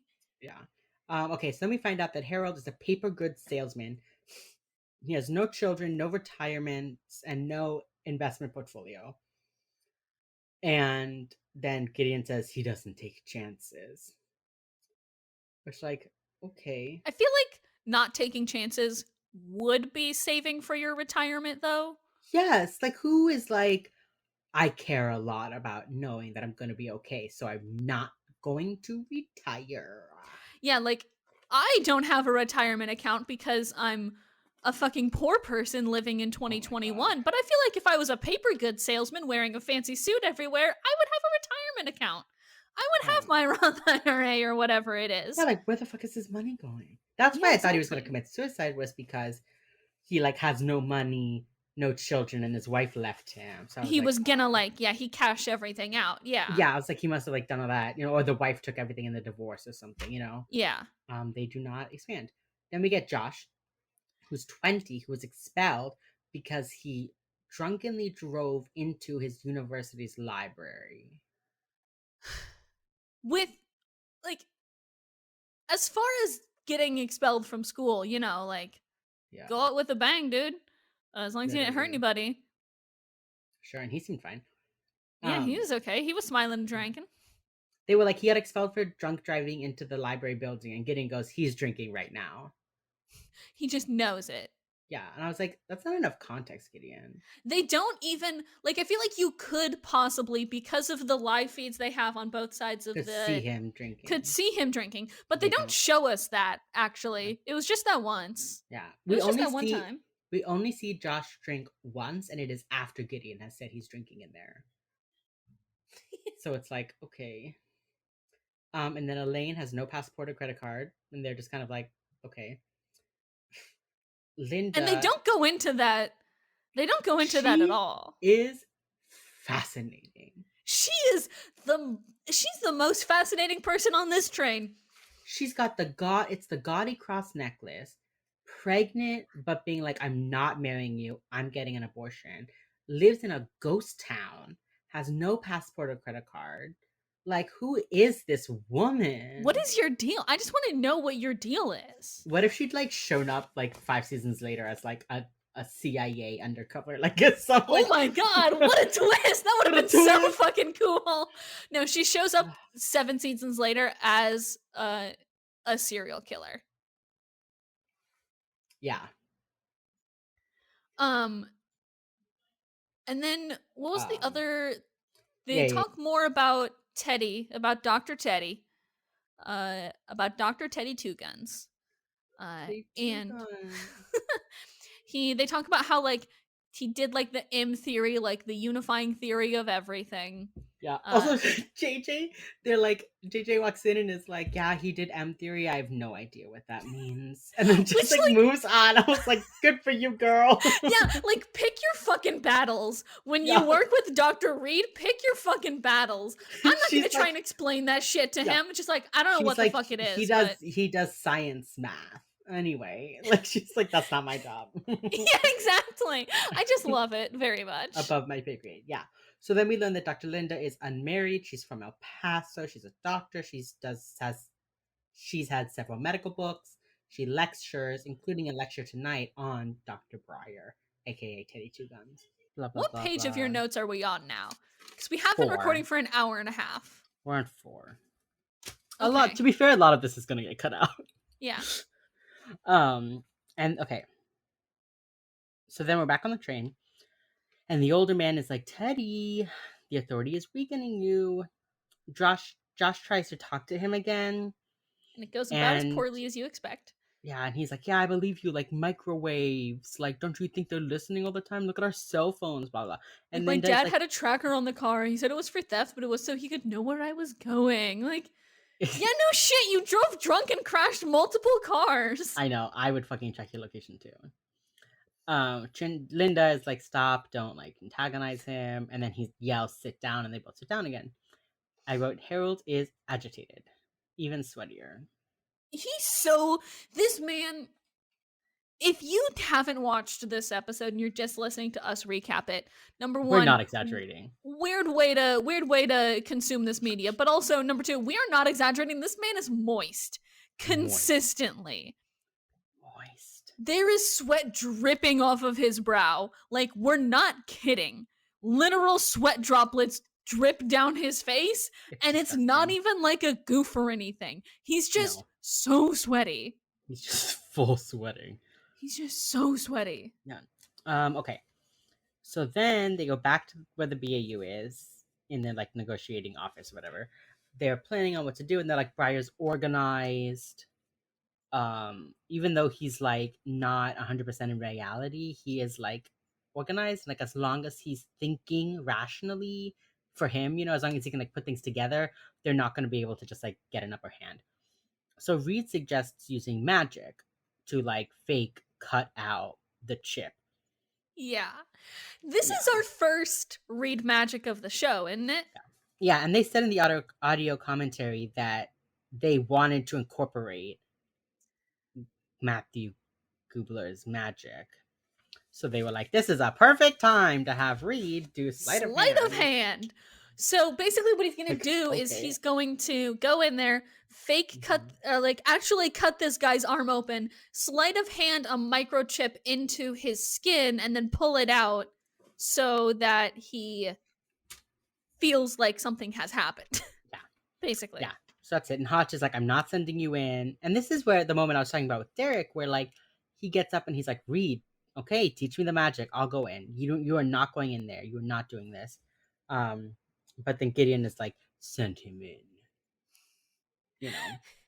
Because Reed is like, I've been practicing magic my entire life. Like we have 30 minutes. Like Derek, no offense, you're not. Derek, you're gonna be bad at this. Yeah, which is like, I mean, I don't think it's wrong. But anyway, Reed, they're like, yeah, I'm gonna go in.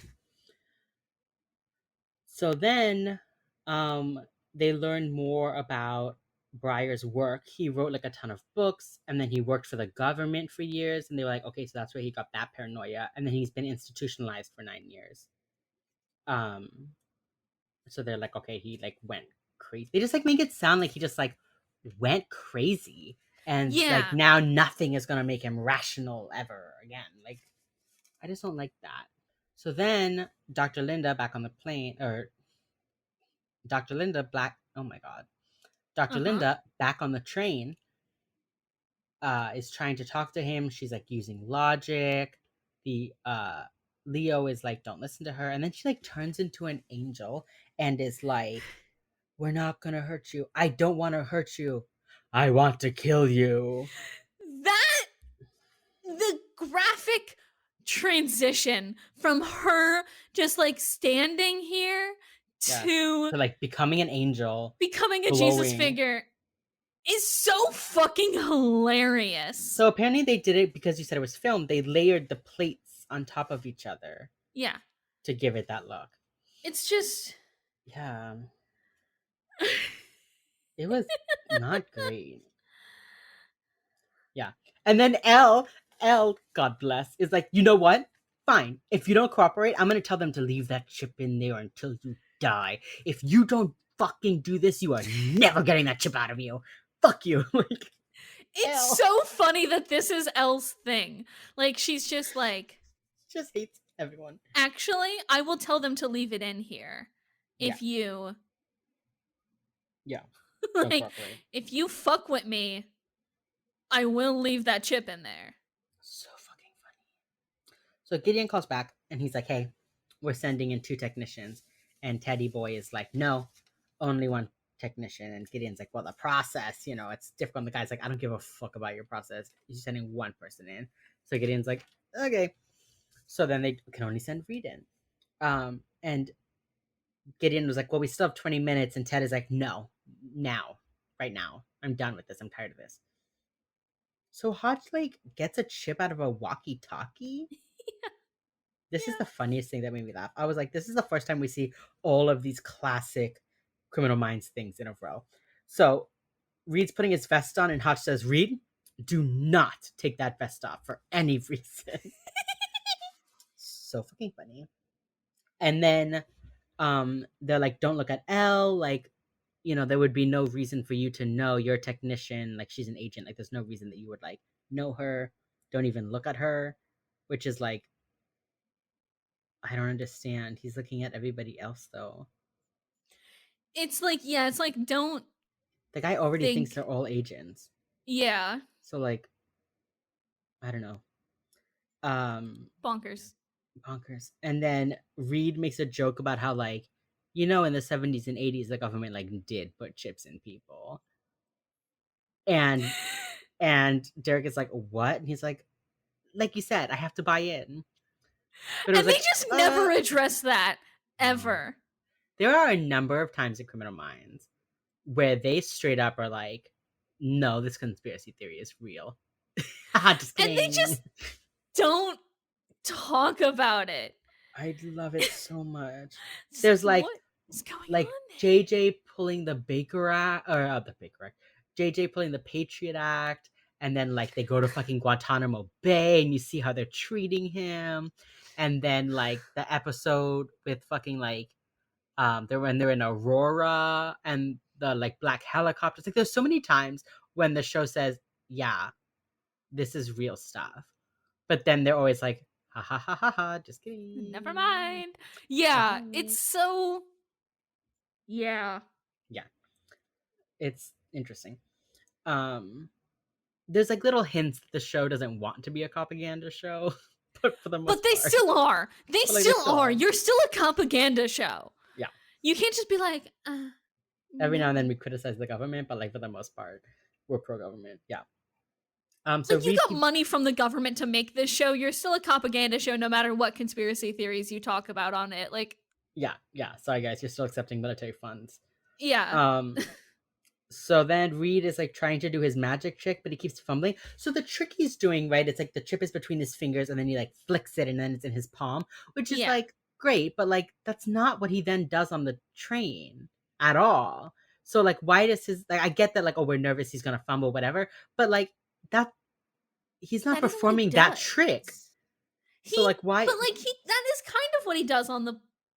Well, no, it's not. No, he Yeah, I don't cuts know and what then he the just fuck- kind of like digs around and eventually pulls it out. So like, why was this like hand flicking, dropping thing? Like, I get it. Like we're supposed to know he's nervous, but at the same time, it's like he doesn't do that though. Later, Don't question it. We don't question it. That's the one trick Matthew Gray Gubler can do. he can do one magic trick and he will He do can it do on one screen. magic trick, and that is what he will do on Criminal Minds, the television show. It's like when people put into their contracts that like they have to sing a song at least like once a season. You know, Yeah. he like has to do his magic trick, and then Gideon is like, you go in, you do it, you get out super quick. Do not stay on that train. Just say that the higher authority has protocols. Yeah. Stuff like that. They'll do it. They'll And then deal with it. Reed looks around and says, "Can you do me a favor?" And Hotch is like, "Of course." And he says, "Can at least one of you look like you're gonna see me again?" And they're all like, "Oh yeah, no kid, you're dying in there. That's sorry about They're that." all like, we'll see you in a second. But no, you don't act like that.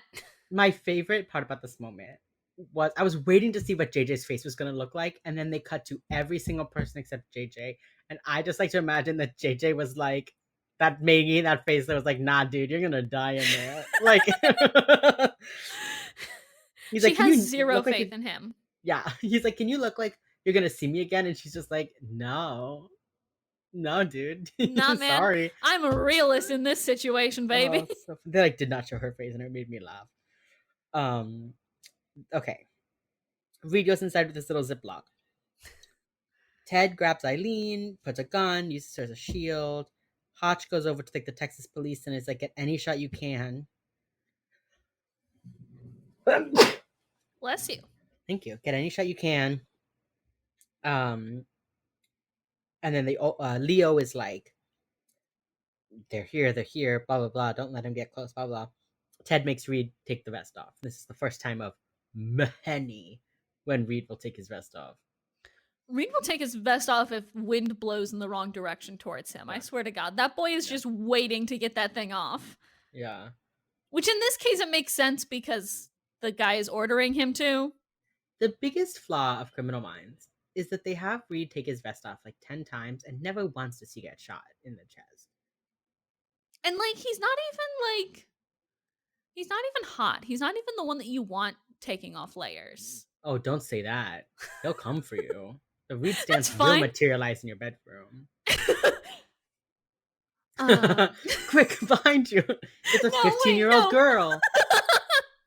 Here's the thing, though, is I could reasonably do a Spencer Reed cosplay with everything I have in my closet right now, and it would look pretty good, actually. Yeah. I admit, right, I could do a pretty good Spencer Reed cosplay because I have the same dorky hair and bad fashion sense That is So I so can say funny. he's not hot. That's fine. I'm also a lesbian. Don't fucking come for me. Oh my god, for real, for real, for real. I'm sorry to be bringing all this hate upon our podcast because I, a lesbian, say that a man isn't attractive, but we'll live. All of a sudden, this episode is gonna get like thousands of viewers because somehow word will spread that you've insulted Reed. That's fine. I'll leave all this in then. That's how it works. Yeah, just leave all this in. I'll leave all this in just for the clout chasing, dude. Via fucking culture. Views are views, man. Okay. Reed takes off his vest. They sit across the aisle from each other. Elaine is sitting right next to this man's arm. When She's Reed, like on the ground. yeah, when Reed fucking cuts his arm open, her face is like so goddamn close to I the felt blood. so uncomfortable during that moment for her. I Yes. had to look away from the screen. I Yes. couldn't. I was like, It was girl. so bad. I was like, She I was am so already sorry, gonna lady. have so many issues because of today. She's already like You just- throwing up. You don't gotta like cut someone's arm open in front of her. Damn. Yeah. Yeah, Reed takes the chip out, and Ted's like happy, but he won't let Reed leave. And then he's like, turn it on. And Reed's like, hmm? Reed, what? for once in his life, is speechless. Yeah. And then they're like, come on, Reed, get out of there. And JJ is like, no, something is wrong. Which I was like, yes, girl, profile. Profile. Yeah. And then Hotch is like, can we shoot him? And they say no, because it's going to take 2 shots, one to blow out the window and then one to shoot him. By then he'll be shooting. And so Elle like realizes what's wrong and says it'll only turn on if it's under your skin. If it's And in your Reed's like, body. yeah, Reed's like, yeah, it's powered by like the electrical neurons in your body. I made a note that Gideon is like, great, now we have 2 agents in the train. And I was like, yeah, and what about the 5 other fucking people, Gideon? He Also, like literally you would only think- cares about these agents. You would think having more agents in the train would be a good thing. Yeah, but one is Reed. I mean, yes, but this is Teddy Two Guns we're talking about. If Reed Sure. could get Elle free, I think she could probably kick his ass pretty But that's easy. what ends up, I mean, that is what ends up happening, right? So Gideon calls, Ted doesn't answer. The phone just rings forever and ever and ever. So uncomfortable. And then yeah. he shoots it. Yeah. Well, before he shoots it, Josh is now like agitating him again, and Leo keeps being like, "This is the agent that's trying to play the hero. Like, here we go, here we go." And then like Linda's trying to stop Josh talking, and the phone is ringing, and Josh is screaming, and Leo's talking, and Ted like snaps and ends up shooting Linda. Reed immediately goes to help, and then Ted answers the phone and is like, "It all ends today. I'm done. No more of this. It ends now." And Gideon is like, well, fuck, he decided on an end game. Kills himself. He's gonna kill himself Great. in the hostages. And then, okay, here we go. I wanted to talk about this so bad. Elle does the exact thing that Emily does later. Elle says, I am the only agent in here. I am the one you should be focusing on. Which is the exact same thing that Emily does later in Minimal Loss, when it's her and Reed, and the guy's like, which one of you is the agent? And Emily says, it's me. I'm Chef's the kiss. agent. Take me. And both times Reed is just like, you fucking kidding me? Like, Chef's kiss. I know we don't do a Chef's kiss. video version of this podcast, but I have been chef's kissing for the last 30 seconds. Just chef's kiss. Chef's kiss. But I wrote that down and I was like, oh, Reed's gonna get some trauma from that when Emily does it. Like, that makes sense why he's so like, not again. It's like, please God, not again. Yeah, so then, but nothing comes of it. He won't take Al. Ted shoots the phone. Gideon's like, all right, time to send people in. I don't give a fuck. Like, let's do it. Ted's like finally talking directly to Leo. And he can like, this is when he can like hear the chip and it's like that buzzing noise. And we learn that Leo's name is Leo.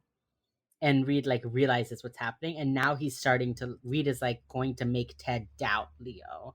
He's like, Leo's just trying to control you. Like, he's just another person trying to control you. Don't let him do that.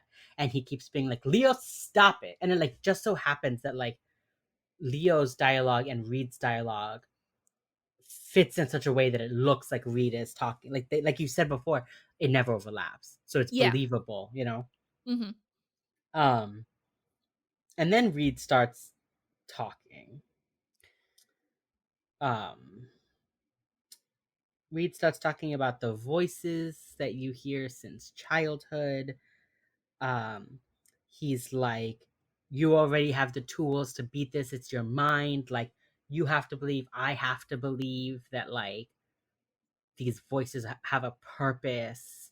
And, like, you've always been different and you've always been smarter because of the voices and, like, all that kind of stuff. And, like, Gideon's, like, starting to go in. And Elle tackles Teddy. And Reed's, like, helping. And then you hear a gunshot go off from outside the train.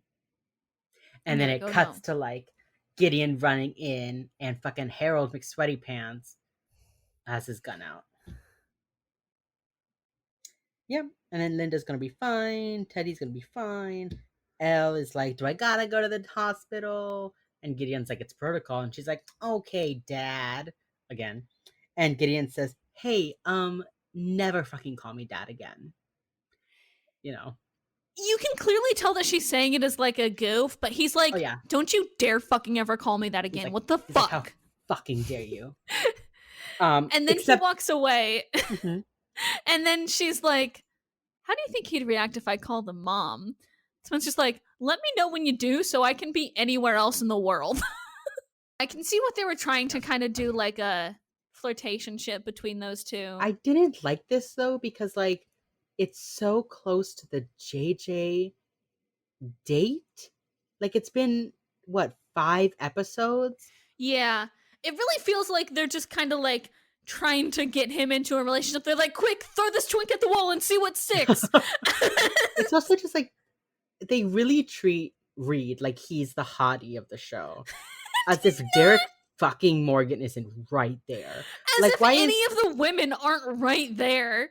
well, also that, but it's like the like who's the guy that's gonna the one all the girls are gonna fall in love with? Oh yeah, it's gonna be this like twink ass fucking Reed. So let's get all these women that are way out of his league to be interested in dating him.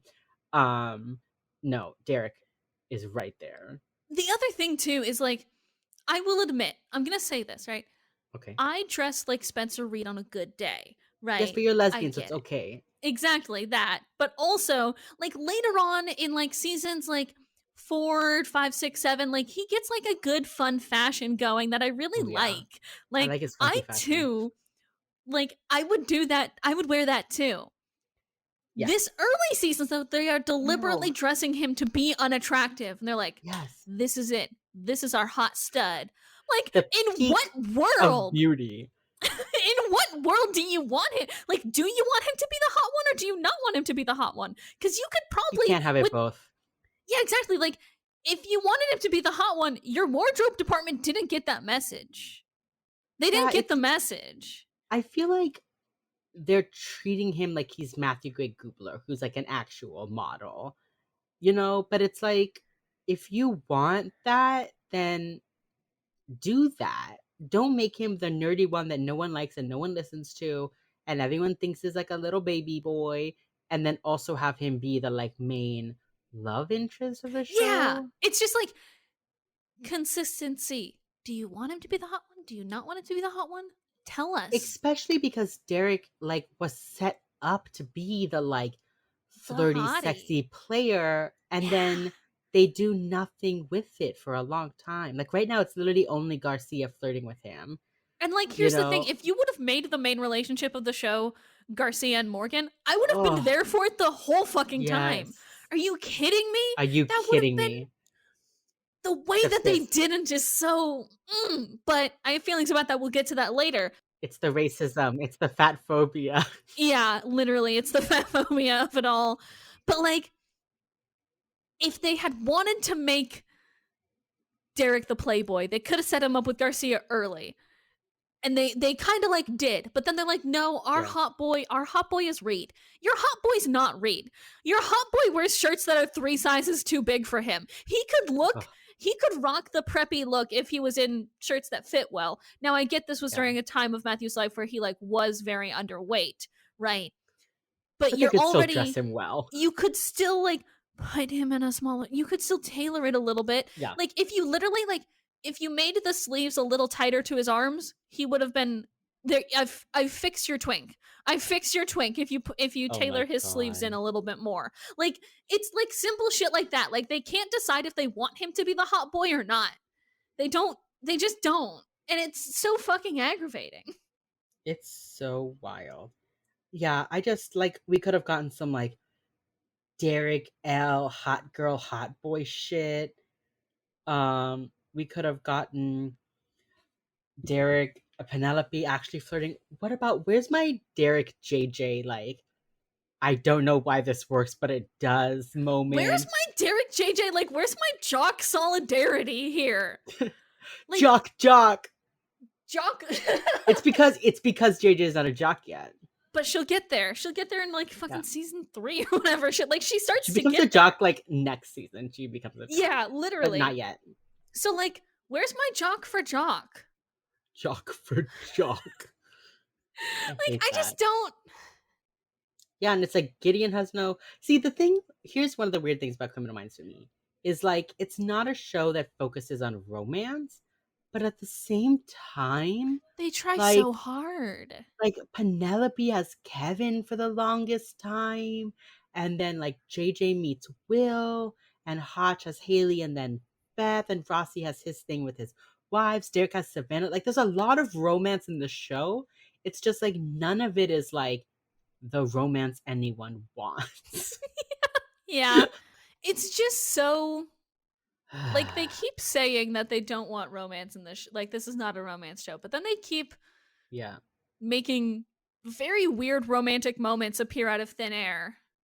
Yeah. It's like, okay, so like, do you want the romance? You know what's interesting is like when we talked about like the Jeed of it all before, I was saying that like if they had gotten together in season 1, I could like ship it, but like I don't anymore because JJ has absolutely nothing in common. JJ has no interest in science or math. Spencer doesn't fucking know what Twilight is. Like, they have nothing in common.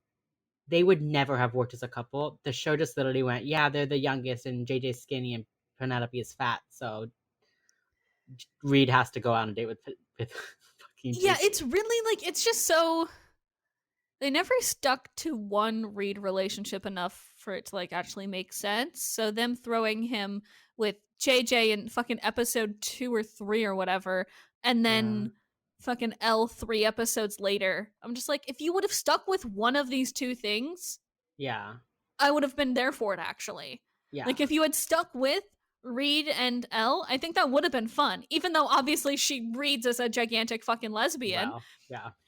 She would have read less like a she would have read more like a furious bisexual if they had actually done the thing with Reed, and I would have been there for that too. She even gets a bye Bob later. She really does. What's her whole deal? Like, she can't be straight, right? No. Do you think we could get reasonably? Let me message Lola Gladini on Instagram. I was like, do you think we could get Lola Gladini on this show just for like 5 minutes to be like, okay, so did you play her like a lesbian? Was that your intention? And then she'll say yes or no, and we'll be like, okay, cool, thank you for coming on Wheels Up the podcast. And then that's our only question for you. Thank you for your time. Goodbye. Goodbye. No, do you reasonably think we could get Lola Gladini on this podcast? Damn, what if I message her on Instagram right now? So what do you rank this episode? Like, scale of 1 to 10, what do you rank in this bad boy? I'll give it like an 8. Give it an 8? Okay, we've gone on a really good streak here with the last 3 episodes. I'm also, I think, gonna give this one an 8. Yeah. It's been like a good time here. They found their stride. It took them a while, and it took them 5 bad episodes. Yeah. They don't say derailed. They don't say the name of the pod. Do they? No, they don't. That's sad. They don't say Wheels Up. They don't say Wheels Up either because they're only driving. Yeah. Next week, James, we have a real treat next time. Not next week. Next time. This is a bi-weekly podcast. Mm-hmm. Next time on Wheels Up, we're going to be talking about episode 110, The Popular Kids. Satanists. Is this the Satanist one? Yeah. Fuck yeah, dude. The BAU team investigates the death of a teenage quarterback and the disappearance of his cheerleader girlfriend, which may be the work of Satanists. Oh boy. They really dive into the warped the work that Satanism does on, or that like the damage it did to psychology early Yeah. and often in this show, I think, Yeah. which I'm excited for. Yeah. That's gonna be next time on Wheels Up. Until then, y'all can follow us on Twitter and Instagram at Wheels Up Pod, and we are on every single podcast platform known to man. We would really love it if you left us a review on Apple Podcasts and rated us 5 stars. Because I want to Please. chart in a country. I just think it'd be neat. Please. I want to be the top podcast in some country. I don't care which country. I just think it'd be neat. James, do you have an ending quote for us? I do. Oh, ¿qué se dice hottie? James. Exactly. Can you hear me sigh loud enough, audience? Do I need to do another take for sighing? Listen, I feel like we're just gonna end every fucking episode of this with a Garcia quote or a quote where someone gets called daddy. That's the trend. That's Unfortunately, might be true.